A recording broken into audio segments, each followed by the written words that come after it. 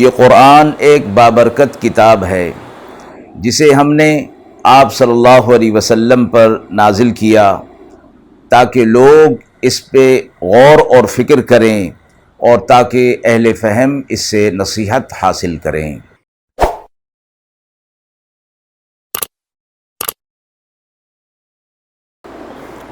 بسم اللہ الرحمن الرحیم۔ السلام علیکم ورحمۃ اللہ وبرکاتہ۔ ناظرین کرام، درس قرآن مجید کے آج کے اس پروگرام میں ہم سورۃ الاعراف کی آیت نمبر 57 اور 58 کا ترجمہ اور تفسیر پیش کر رہے ہیں، اور آخر میں پوچھے گئے سوال کا جواب ہوگا۔ اعوذ باللہ من الشیطان الرجیم، بسم اللہ الرحمن الرحیم۔ وهو الذي يرسل الرياح بشرا بين يدي رحمته حتى إذا أقلت سحابا ثقالا سقناه لبلد ميت فأنزلنا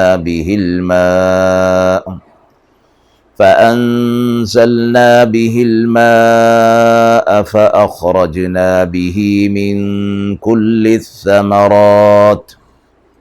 كذلك نخرج الموتى لعلكم تذكرون والبلد الطيب يخرج نباته بإذن ربه والذي خبث لا يخرج إلا نكدا كذلك نصرف الآيات لقوم يشكرون۔ آیات مبارکہ کا ترجمہ ملاحظہ فرمائیں۔ اور وہ وہی ہے کہ چلاتا ہے ہوائیں خوشخبری لانے والی بارش سے پہلے، یہاں تک کہ جب وہ ہوائیں اٹھا لاتی ہیں بھاری بادلوں کو تو ہانک دیتے ہیں ہم ان بادلوں کو ایک شہر مردہ کی طرف، پھر ہم نازل کرتے ہیں اس بادل سے پانی، پھر اس سے نکالتے ہیں سب طرح کے پھل، اسی طرح ہم نکالیں گے مردوں کو تاکہ تم غور کرو اور نصیحت حاصل کرو۔ اور جو شہر پاکیزہ ہے اس کا سبزہ نکلتا ہے اس کے رب کے حکم سے، اور جو خراب ہے اس میں سے نہیں نکلتا مگر یہ کہ ناقص۔ یوں ہم بدل بدل کر اپنی آیتیں بتاتے ہیں شکر کرنے والوں کے لیے۔ مذکورہ آیات میں اللہ رب العزت نے ارشاد فرمایا ہے کہ جب بارش آسمان سے برسنے والی ہوتی ہے تو اس بارش سے پہلے اللہ کی طرف سے اس بارش کی خوشخبری لوگوں تک پہنچا دی جاتی ہے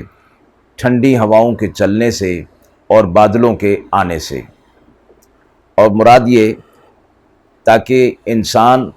کے بہت سے کام ایسے ہوتے ہیں جو ان بارشوں کی وجہ سے رک جاتے ہیں یا ان کے اندر کچھ خلل ہو جاتا ہے، تو یہ بارش کی پہلے سے ہوائیں چلنا اور بادلوں کے آنے سے بارش کی اطلاع ہو جائے تو انسان اپنے انتظامات کر لے۔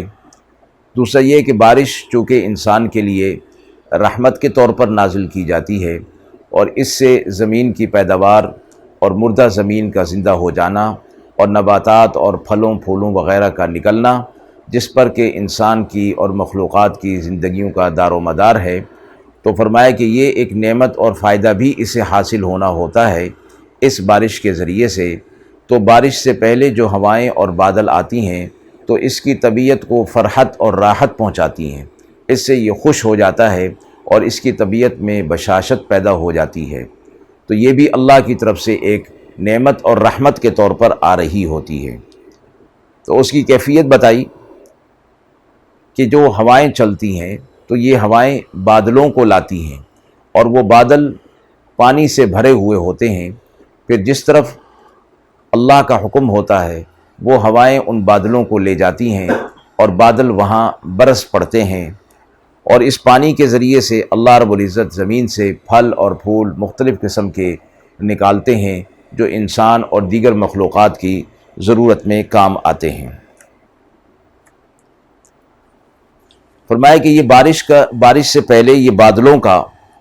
ثقیل ہونا، بھاری ہونا، اور پھر ہواؤں کا ان بادلوں کو لے کر جانا، یہ بھی اللہ کی نشانیوں میں سے ہے کہ انسان کا اس پر کوئی بھی بس نہیں، اور نہ انسان اس کے اندر انسان کا کچھ ہاتھ ہے، بلکہ یہ اللہ کی طرف سے محض اللہ کے حکم سے ہی یہ سب کچھ ہو رہا ہے۔ نہ اس میں کسی مشین کی ضرورت، نہ کارخانے کی ضرورت، نہ افراد کی ضرورت، بس اللہ کا حکم ہے، اور ہوائیں بادلوں کو لے آتی ہیں، اور اللہ کے حکم سے پانی برس پڑتا ہے، اور زمین پر پانی آنے کے ساتھ ہی زمین سے نباتات، پھل وغیرہ نکل پڑتے ہیں۔ ساتھ ہی فرمایا کہ سقناہ لبلد میت، کہ ہم ان بادلوں کو ایسی زمین کی طرف لے جاتے ہیں کہ جو مردہ ہوتی ہے۔ مراد یہ کہ جب تک اس میں سے نباتات، پھل اور پھول وغیرہ نہیں نکل رہے تو اس زمین کو مردہ فرمایا گیا،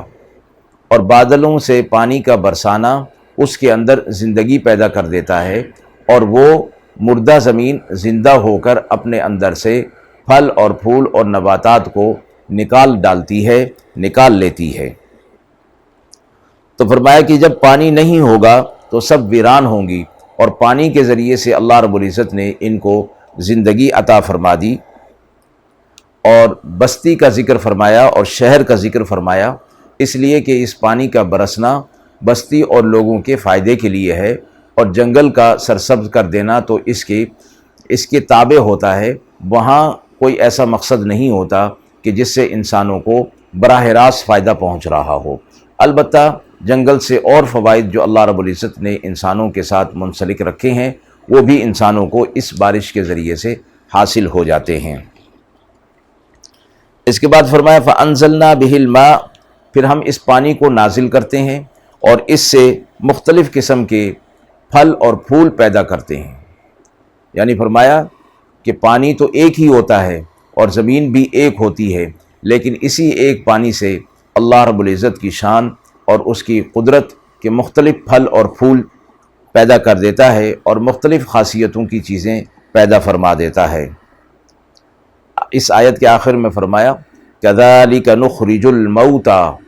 ہم اسی طرح قیامت کے دن مردوں کو زندہ کریں گے اور زمین سے نکالیں گے، جس طرح کے پانی برسا کر ہم زمین سے، مردہ زمین سے زندہ پھل اور پھول نکالتے ہیں، نباتات نکالتے ہیں۔ لعلکم تذکرون، تاکہ تم اس سے نصیحت حاصل کرو۔ یہ چیزیں جو جن کا تم مشاہدہ خود کرتے رہتے ہو اے انسان، اے مخاطب، کہ بارش کا برسنا، بادلوں کا آنا، ہواؤں کا چلنا، پھر پانی کا برسنا، پھر زمین سے نباتات اور پھل اور پھول کا نکلنا، اور پھر تمہارا ان سے فائدہ اٹھانا اور اپنی زندگی کے معاملات کو چلانا، یہ مشاہدے کی چیز ہے، اس پر کسی قسم کی دلیل لانے کی ضرورت نہیں۔ تو تم سمجھ سکتے ہو کہ یہ سب کچھ تمہارے رب کی طرف سے ہے۔ اور فرمایا کہ اس نشانی سے اور اس عمل سے جہاں انسان اور دیگر مخلوقات کے لیے اللہ رب العزت کی طرف سے رزق کی فراہمی کا ذریعہ ہے، وہاں اللہ کی نعمتوں کا بھی اظہار ہے اور مشاہدہ ہے۔ آگے فرمایا لعلکم تذکرون، تاکہ تم اس سے نصیحت حاصل کرو۔ اس سے دوہرا فائدہ حاصل ہو رہا ہے، تمہاری روزی اور رزق کا بھی معاملہ حل ہو رہا ہے، اور تم اس سے نصیحت بھی حاصل کر سکتے ہو۔ اگلی آیت میں فرمایا کہ زمین دو قسم کی ہوتی ہے، ایک وہ کہ جس پر پانی برستا ہے اور اس میں نشو و نما کی صلاحیت ہوتی ہے، تو اس بارش کے پانی سے اس میں سے پھل اور پھول نکل پڑتے ہیں، اور دوسری زمین وہ کہ جس میں نشو و نما کی صلاحیت نہیں ہوتی، اس پر بارش تو برستی ہے لیکن اس میں سے کچھ بھی نکلتا نہیں ہے، یا نکلتا بھی ہے تو وہ بہت کم مقدار میں ہوتا ہے، اور جتنا بھی ہوتا ہے وہ بیکار اور خراب ہوتا ہے۔ اسی طرح فرمایا کہ ایک مثال یہ فرمائی گئی کہ اللہ رب العزت کی طرف سے جو ہدایت کا سما ہے وہ تو سب کے لیے ہے، لیکن جو شکر گزار لوگ ہوتے ہیں، قدردانی کرنے والے ہوتے ہیں، اور اللہ کی نعمتوں کو اپنی نظروں میں رکھنے والے اور اس کو دیکھ کر اور ان کو استعمال کر کے شکر کرنے والے ہوتے ہیں، ان کے اندر پھر یہ صلاحیت پیدا ہوتی ہے کہ وہ اللہ کی دی ہوئی ہدایت سے فائدہ اٹھا لیتے ہیں، اور جو ناقدر ہوتے ہیں، ناشکرے ہوتے ہیں، وہ اسی زمین کی طرح ہوتے ہیں کہ بارش تو ان پر برستی ہے لیکن ان کے اندر نشو و نما کی صلاحیت ہی نہیں ہوتی۔ آیت کے حوالے سے سوال پوچھا گیا ہے کہ بارش سے مردہ زمین کو زندہ کرنے سے آخرت میں مردوں کو زندہ کرنے پر کس طرح استدلال کیا گیا ہے۔ جیسا کہ ترجمہ اور تفسیر سے معلوم ہوا کہ اللہ نے فرمایا کہ ہم آسمان سے پانی برساتے ہیں اور اس پانی سے مردہ سرزمین کو زندہ کر دیتے ہیں، یعنی اس میں سے پھل پھول اور نباتات نکل پڑتے ہیں۔ تو یہ پہلے زمین مردہ تھی، اب زندہ ہو گئی۔ تو فرمایا کذالک نخرج الموتیٰ، ہم اسی طرح مردوں کو دوبارہ قیامت کے دن زندہ کریں گے، جس کا مشاہدہ تم دنیا کے اندر کرتے ہو کہ بارش سے مردہ زمین زندہ ہو جاتی ہے۔ حضرت ابو ہریرہ رضی اللہ تعالی عنہ سے منقول ہے کہ رسول اللہ صلی اللہ علیہ وسلم نے فرمایا قیامت میں 2 مرتبہ سور پھونکا جائے گا۔ پہلے سور پر تمام عالم فنا ہو جائے گا، کوئی چیز زندہ باقی نہ رہے گی، اور دوسرے سور پر پھر از سر نو عالم پیدا ہوگا اور سب مردے زندہ ہو جائیں گے۔ مذکورہ حدیث میں یہ فرمایا گیا کہ ان دونوں مرتبہ کے سور کے درمیان 40 سال کا فاصلہ ہوگا، اور ان 40 سال میں مسلسل بارش ہوتی رہے گی۔ اس عرصے میں ہر مردہ انسان اور جانور کے اجزاء بدن کے اس کے ساتھ جمع کر کے ہر ایک کا مکمل ڈھانچہ بنا دیا جائے گا، اور پھر دوسری مرتبہ سور پھونکنے کے وقت ان لاشوں کے اندر روح لوٹا دی جائے گی، اور پھر یہ سب زندہ ہو کر کھڑے ہو جائیں گے۔ تو یہ کیفیت جو ایک مثال کے ذریعے سے سمجھائی گئی کہ دنیا کے اندر مردہ زمین کو بارش کے ذریعے سے زندہ کر دینا،